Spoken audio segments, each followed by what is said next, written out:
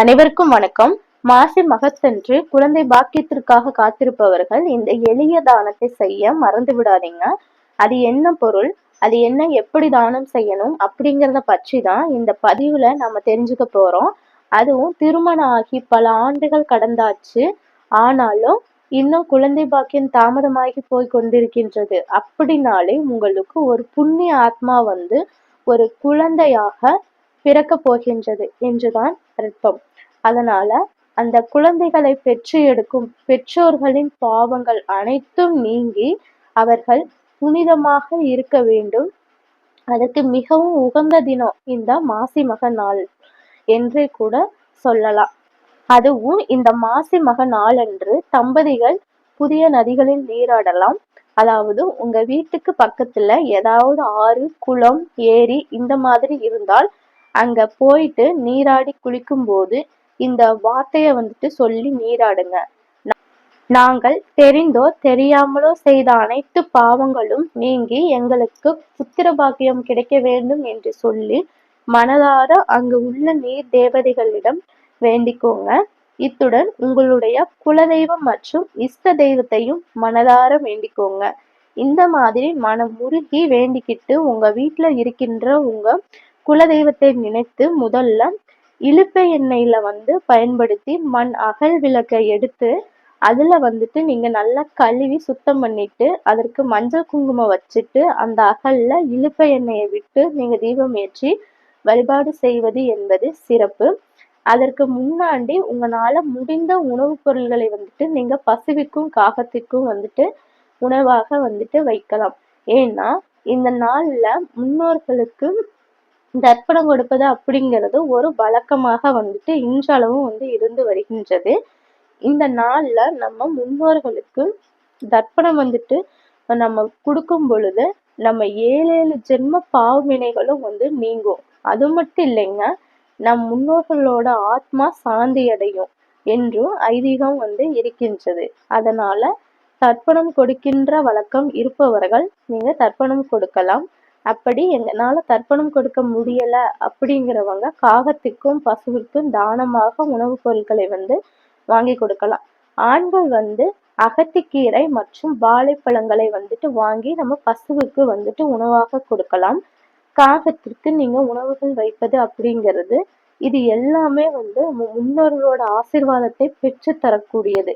அதனால இவர்களுக்கு இதெல்லாம் வச்ச பிறகும் உங்க வீட்டுல இலுப்பை எண்ணெயில ஒரு மண் அகல் விளக்க எடுத்து அதுல நல்லா கழுவி சுத்தம் பண்ணிட்டு அதுல ஊற்றி உங்க குலதெய்வத்தை வேண்டி மனதார நினைத்து இந்த தீபத்தை ஏற்றி பாருங்க.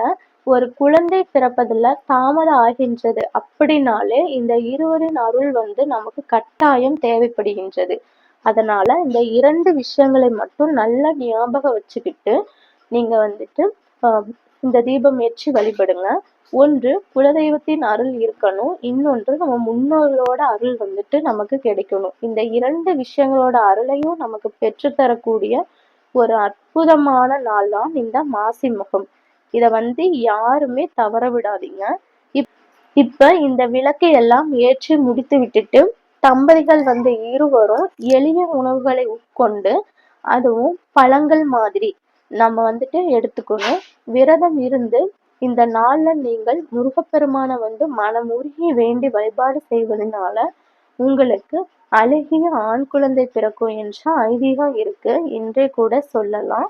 அது மட்டும் இல்லைங்க, உங்க இஷ்ட தெய்வ கோவிலுக்கு சென்று வருவது என்பது விசேஷம். குறிப்பா ஒரு பெண் தெய்வம் குலதெய்வமாக இருக்கின்றது என்றால் நீங்கள் சிவன் பார்வதி தாயார் இருக்கின்ற சிவன் கோவிலுக்கு சென்று வழிபாடு செய்யலாம். இல்லை என்றால் பெருமாள் கோவில்களுக்கு சென்று வழிபாடு செய்வது இன்னும் சிறப்பு. அதாவது உங்கள் இஷ்ட தெய்வம் மற்றும் குல தெய்வத்தின் எந்த பெண் தெய்வம் இருக்கோ, பெண் தெய்வத்தின் அம்சம் இருக்கின்றோ அந்த கோவிலுக்கு சென்று வழிபாடு செய்யலாம். இப்ப கோவிலுக்கு போயிட்டு அங்க நெய் தீபம் ஏற்றி வழிபடுங்க.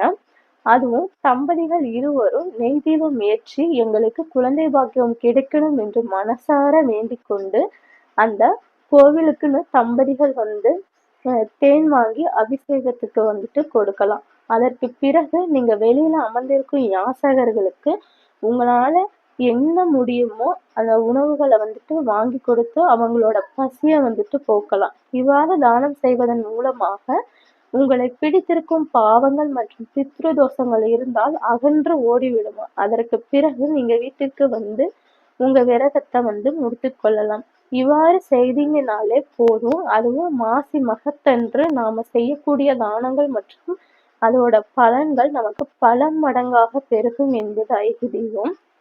கண்டிப்பாக உங்களுடைய வேண்டுதல்களானது அந்த தெய்வத்தின் காதுகள்ல கேட்டு உங்களுக்கு கூடிய விரைவில் குழந்தை பாக்கியம் கிடைக்கும். இந்த பதிவு உங்களுக்கு பயனுள்ளதாக இருந்தால் லைக் செய்து அப்படியே உங்க ஃப்ரெண்ட்ஸுக்கும் ஷேர் செஞ்சு அது கூடயே நம்ம சேனலையும் சப்ஸ்கிரைப் பண்ணி தொடர்ந்து இணைந்திருங்க.